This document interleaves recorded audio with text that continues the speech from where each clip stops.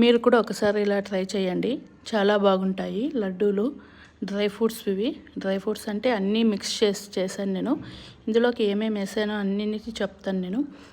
ఇదే పౌడర్ని నేను స్పైసీ కిందగాను వేసుకుంటాను. స్పైసీకి గార్లిక్, రెడ్ చిల్లీ, సాల్ట్ ఇవన్నీ వేస్ట్ చేశానండి. Pumpkin seeds, water melon seeds, flexi seeds, తెల్ల నువ్వులు, నల్ల నువ్వులు, శనగిత్తనాలు అన్నీ ఆల్మోస్ట్ సీడ్స్ అన్నీ. ఇవన్నీ తినరు పిల్లలు తినరు, మా ఆయన తినరు. అందుకని ఇలాగా దీనినే స్పైసీ కింద చేసి, స్పైసీ పౌడరు స్వీట్ లడ్డు కింద. ఇది గార్లిక్ దండి, గార్లిక్ అది.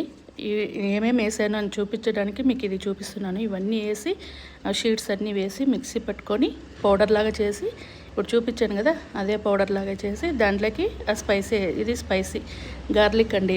ఇది నావి కొంచెం వెట్టుగా ఉండి అట్లా ముద్దగా అయిపోయింది గార్లిక్.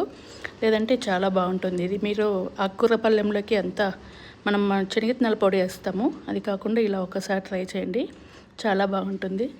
స్వీట్ కిందగాను స్పైసీ కిందగాను సూపర్గా.